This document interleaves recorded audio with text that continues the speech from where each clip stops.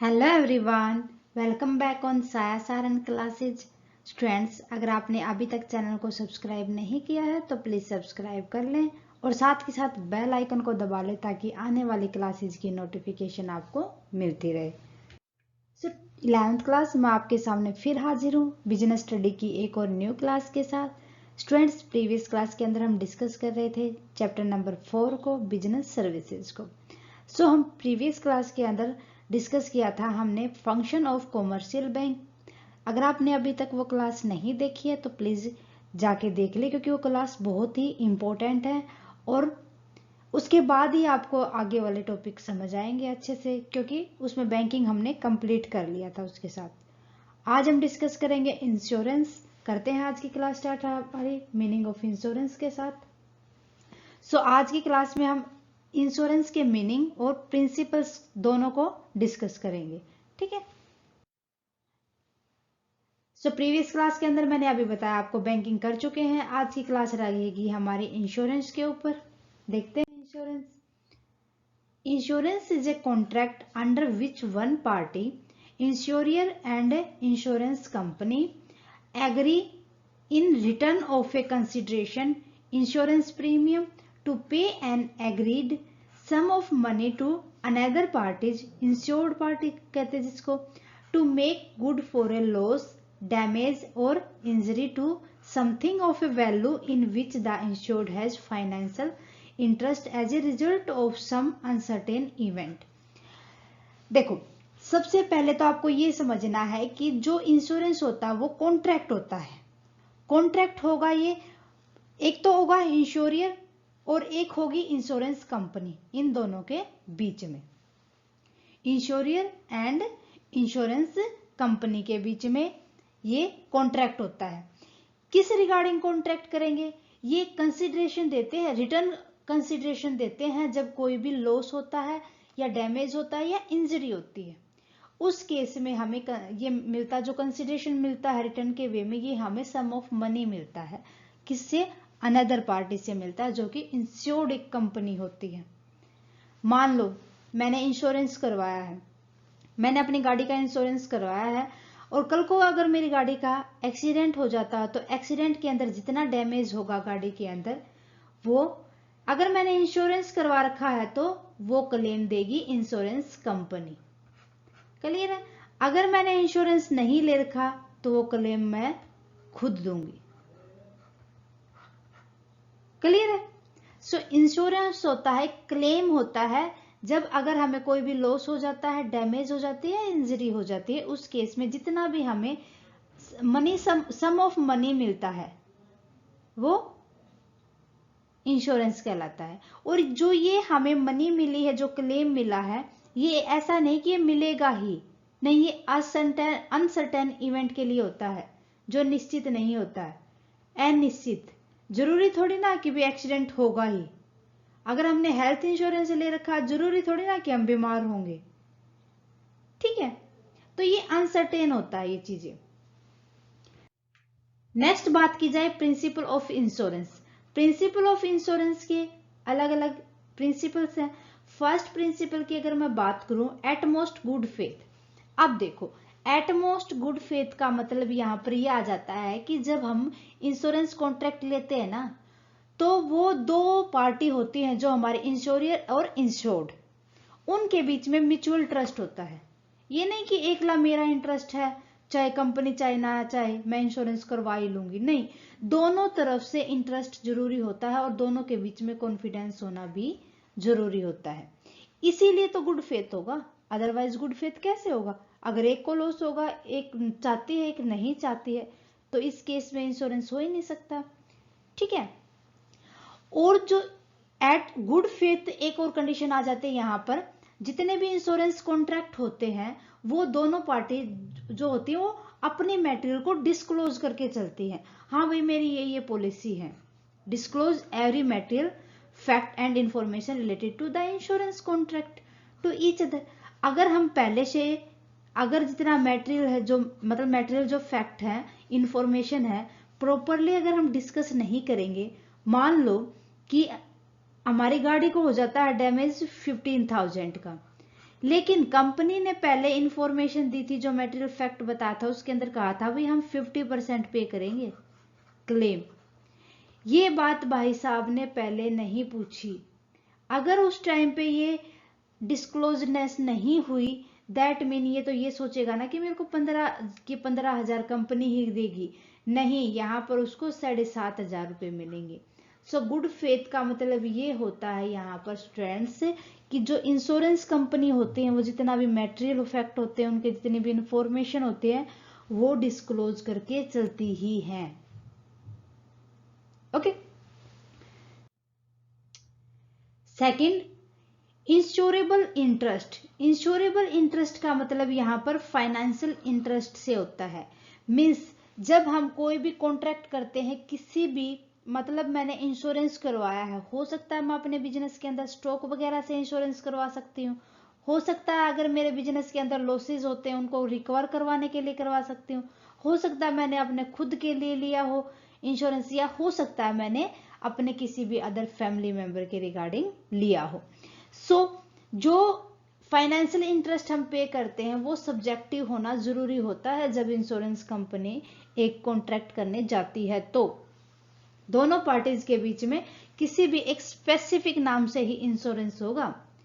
The insured must have insurable interest in the subject matter of insurance like life और property insured, ठीक है, will have to incur loss due to the damage and insured will be benefited in full security is being provided, कि अगर कोई damage होता है तो उसके लिए फुल डैमेज प्रोवाइड किया जाएगा या इंश्योरेंस उसको बेनिफिट देगा, वो किसी भी कंसिडरेशन में दे सकता है। अब कोई भी बिजनेसमैन होता वो इंश्योरेबल इंटरेस्ट ले सकता है, अपने घर के लिए स्टॉक भी है जितना उसके बिजनेस के अंदर, या अपने खुद की लाइफ के लिए सेल्फ के लिए कोई भी लाइफ इंश्योरेंस करवा लेगा, या वो अपनी वाइफ का करवा लेगा या बच्चों का करवा लेगा, ठीक है। इंश्योरेबल इंटरेस्ट यहां पर हो जाएगा फाइनेंशियल इंटरेस्ट, मतलब money consideration. Okay, money interest का मतलब स्टूडेंट यहां पर यही होगा कि वो पैसे लेने के लिए तो करते हैं अगर उनको कोई भी लॉसेज होता है उस रिगार्डिंग। ओके, थर्ड बात की जाए इंडेमिनिटी। इंडेमिनिटी का मतलब यहां पर हो जाता है हानि की रिकवरी करना, पूर्ति करना। Principle of indemnity applies to the contract except the contract of life insurance because estimation regarding loss of life cannot be made, कि कहा जाता है कि जो इंडेमिनिटी जो हमारे पास प्रिंसिपल होता है इसके अंदर कॉन्ट्रैक्ट किया जाता है किसको छोड़ के, लाइफ इंश्योरेंस को छोड़ के। यहाँ पर लाइफ इंश्योरेंस को कंसीडर नहीं करेंगे क्योंकि लाइफ इंश्योरेंस के अगर होता तो लाइफ के बारे में एस्टिमेट करना थोड़ा सा ये माना जाता है कि हम प्रिडिक्ट नहीं कर सकते, ठीक है। इंसान की मौत उसके हाथ में नहीं होती, ना ही उसका एस्टिमेशन होता है। सो इस कंडीशन पे होता है कि जो इंडेमिनिटी क्या कहता है कि जब हम हानि की पूर्ति करता है ना ये, तो लाइफ की नहीं कर सकता ये, उसके लिए थोड़ा सा मनी कंसिडरेशन जरूर कर सकता है भाई।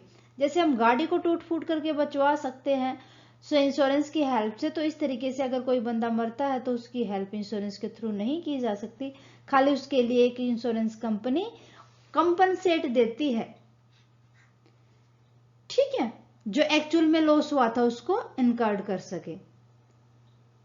Okay, so the contract provide security for losses and no profit can be made out of these contract. ये खाली लॉसेज को रिकवर करती है, सिक्योरिटी देती है, कोई भी प्रॉफिट नहीं देती। प्रोक्सीमेट कोजेज, प्रोक्सीमेटेड कोजेज का मतलब हो जाता है उनको नजदीकीकरण करना, मतलब उनको नियर। आप देखो, आपको एग्जाम्पल से अच्छे से समझ आएगा ये चीजें। मान लो कि जब हमने कोई भी इंश्योरेंस करवाया था, इंश्योरेंस के दौरान जितने भी उनके फैक्ट थे जिनके लिए उन्होंने मेंशन किया था, अगर उनके लिए एग्री हो गए थे, जो हमने एग्रीमेंट में लिखे थे जितने भी फैक्ट, उनके अकॉर्डिंग ही कंपनसेशन दिया जाएगा। अदरवाइज उनसे अलग मेंशन नहीं है तो उनको कंपनसेशन नहीं मिलेगा। क्लियर है? मान लो आपने लिया है अपने स्टॉक के लिए इंश्योरेंस, बाय चांस आपको रॉ मटेरियल खराब हो जाता है, रॉ मटेरियल खराब हो जाएगा तो वो तो स्टॉक के अंदर आ जाएगा, ठीक है, मान लो अब आपको ये डैमेज हुआ है, स्टॉक की बजाय ये डैमेज हो गया, मान लो कि कोई भी आफ्टर जब हमने सेलिंग वगैरह की तो उस टाइम पे लॉसेस हो गए, तो उसकी रिकवरी इसके अंदर नहीं आएगी। ठीक है, तो इसीलिए कह रखा है कि जो insurance due to reason mention in the insurance policies but it loss are incurred due to the region not mentioned is a insurance company, then principle of approximate या causes nearest by is followed। जो उसके लिए possible solution होगा ना वही हो सकता है। मान लो मैंने अपने मोबाइल का इंश्योरेंस करवा लिया, तो अगर नेचुरली कोई भी चीज दिक्कत आती है फोन के अंदर तो ही क्लेम मिलेगा, अदरवाइज मैंने उसको पानी के अंदर डाल दिया या उसको गिरा दिया तो उस कंडीशन में कंपनी कोई भी लायबल नहीं होती पे करने के लिए कोई भी claim. Next, subrogation. So this principle apply to the insurance contract which are contract of indemnity. ये कहता है कि जो प्रस्तावना, इसका मतलब होता है हिंदी में प्रस्थापना। प्रस्थापना का मतलब यहां पर हो जाता है स्टूडेंट्स कि ऐसी संस्था जो कि जिसको क्लेम रिसीव होता है, जिसको रियलिटी में लॉसेस होते हैं, तो उसको कंपनसेट करने के लिए जो मनी मिलती है, क्लेम मिलता है, वो ही उस टाइम पे जो क्लेम ले सकती है, अदरवाइज दूसरी पार्टी नहीं। As per this principle, when any insurance company compensate the insured for the loss of any of his property, the all right related to that property automatically get transferred to the insurance company। कि जो insurance company है उसको जब उसको loss होता है तो directly उसके लिए कंपनसेशन सेंड कर देती है उसकी प्रॉपर्टी के लिए ऑटोमेटिकली अपने आप ही। ओके, कंट्रीब्यूशन का मतलब यहां पर सीधे सीधे से एक बात होती है स्टूडेंट्स, जितना आपको लॉस हुआ है वही दिया जाएगा, वही कवर किया जाएगा, उससे आगे नहीं। नॉट मोर देन, इससे ज्यादा नहीं, जितने का लॉस हुआ है कंपनी उतना ही पे करेगी।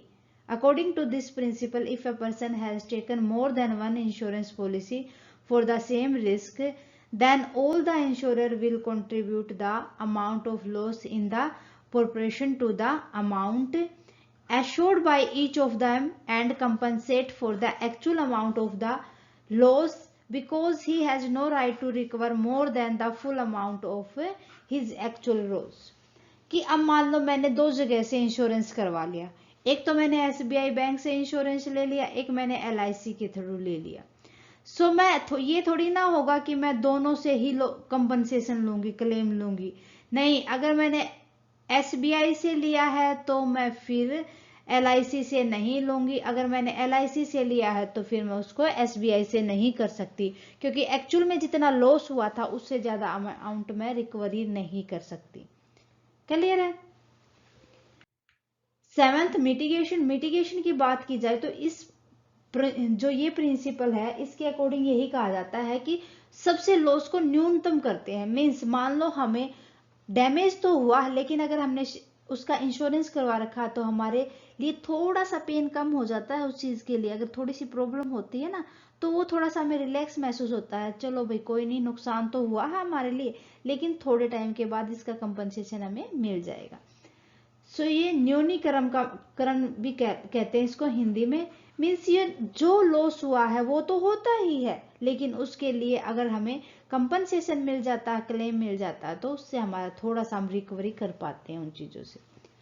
According to this principle, the insured must take reasonable step to minimise the loss और damage to the insured property, otherwise the claim from the insurance company may be lost.